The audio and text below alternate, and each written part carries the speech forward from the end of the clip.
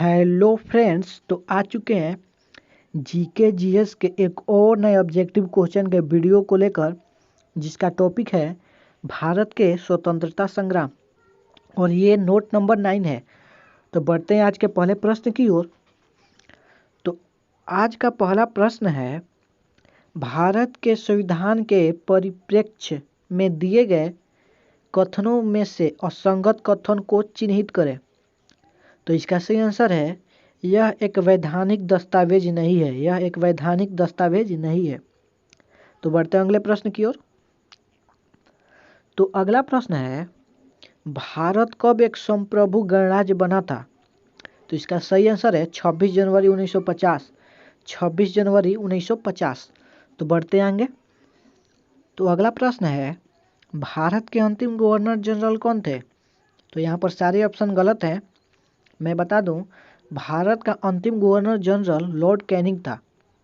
1857 के बाद 1857 के क्रांति के बाद गवर्नर जनरल के पद को हटा दिया गया था और उसके जगह वायसराय की पद की शुरुआत हुई थी।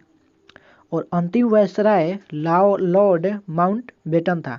लॉर्ड माउंटबेटन था। और भारत के स्वतंत्रता के बाद लॉर्ड माउंटबेटन स्वतंत्र भारत के पहले गवर्नर जनरल बने थे। एंड अगर पूछता स्वतंत्र भारत के अंतिम गवर्नर जनरल कौन थे, तो यहाँ से अगर पूछता स्वतंत्र भारत के अंतिम गवर्नर जनरल कौन थे, तो इसका सही आंसर था चक्रवर्ती राजगोपालाचारी। तो बढ़ते आगे। तो अगला प्रश्न है, भारतीय पुरातत्व पर्यवेक्षण का गठन किसने किया था? तो इसका सही आंसर है अलेक्जेंडर कनिंघम। Alexander Cunningham. तो बढ़ते आगे। तो अगला प्रश्न है, आज़ादी के बाद भी कौन भारत का गवर्नर जनरल बना रहा? तो इसका सही आंसर है लुईस माउंटबेटन। Louis Mountbatten. तो बढ़ते आगे। तो आगे है, निम्नलिखित में से भारत के सिविल सेवा का जनक किसे माना जाता है? तो इसका सही आंसर है लॉर्ड कॉर्नवालिस को माना जाता है। तो बढ़ते आगे। तो अगला प्रश्न है, डॉक्ट्रिन ऑफ लैप्स नीति किसने बनाई थी? तो इसका सही आंसर है लॉर्ड डलहौजी ने बनाई थी। लॉर्ड डलहौजी ने बनाई थी। तो बढ़ते अगले प्रश्न की ओर। तो अगला प्रश्न है, भारतीय संविधान के अस्तित्व में आने से पहले भारत का आखिरी गवर्नर जनरल कौन था? तो राजगोपालाचारी थे। राजगोपालाचारी यानी चक्रवर्ती राजगोपालाचारी। तो बढ़ते आगे। तो अगला प्रश्न है, स्वतंत्र भारत के गवर्नर जनरल कौन थे? तो लॉर्ड माउंटबेटन थे। Lord Mountbatten. तो बढ़ते हैं अगले प्रश्न की ओर। तो अगला प्रश्न है, बंगाल सत्ती विनियमन 1829 भारत के किस गवर्नर जनरल द्वारा लाया गया था? तो इसका सही आंसर है Lord William Bentinck. Lord William Bentinck. तो बढ़ते अगले प्रश्न की ओर। तो अगला प्रश्न है, किस गवर्नर जनरल के समय भारत का स्वतंत्रता संघर्ष सिपाही विद्रोह हुआ था? तो इसका सही आंसर है लॉर्ड कैनिंग। Lord Canning. तो बढ़ते आगे। तो अगला प्रश्न है, भारत के गवर्नर जनरल के रूप में लुईस माउंटबेटन की जगह किसने ली थी? तो इसका सही आंसर है सी राजगोपालाचारी ने लिया था, यानी चक्रवर्ती राजगोपालाचारी ने लिया था। तो बढ़ते आगे। तो अगला प्रश्न है, पहला हिंदी अखबार 30 मई 1826 को शुरू किया गया था। यह दिन हिंदी पत्रकारिता दिवस के रूप में भी मनाया जाता है। इस अखबार का नाम क्या था? तो इसका सही आंसर है उदंत मार्तंड। उदंत मार्तंड था। तो बढ़ते हैं अगले प्रश्न की ओर। तो अगला प्रश्न है, स्वतंत्रता संग्राम में मदद करने के लिए लोकमान्य तिलक द्वारा कौन सा अखबार शुरू किया गया था? तो इसका सही आंसर है केसरी। इसका सही आंसर है केसरी। तो बढ़ते अगले प्रश्न की ओर। तो अगला प्रश्न है, किसे फादर ऑफ इंडिया सर्विसेज कहा जाता है? फादर ऑफ इंडिया सर्विसेज कहा जाता है।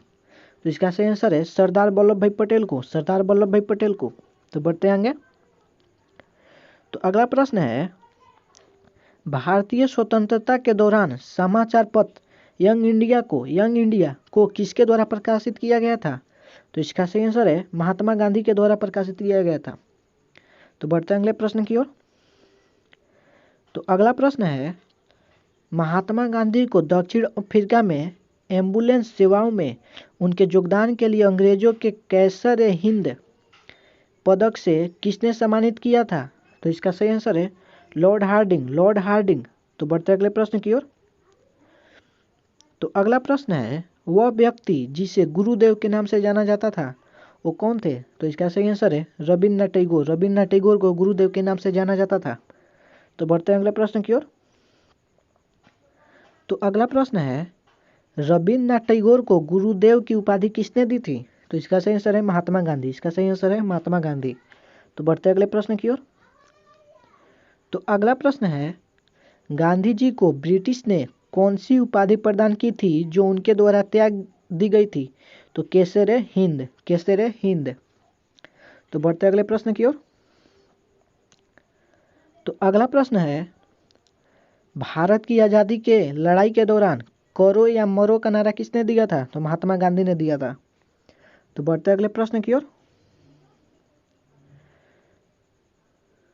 तो अगला प्रश्न है, किसने कहा था तुम मुझे खून दो और मैं तुम्हें आज़ादी दूंगा? तो इसका सही आंसर है सुभाष चंद्र बोस। तो बढ़ते अगले प्रश्न की ओर। तो अगला प्रश्न है, ऐसे जियो जैसे कि यह आपका आखिरी दिन है, ऐसे सीखो कि आप हमेशा जीवित रहेंगे। यह कथन यानी कि यह शब्द किसके द्वारा कहे गए हैं? तो यह महात्मा गांधी के द्वारा कहे गए हैं। तो बढ़ते अगले प्रश्न की ओर।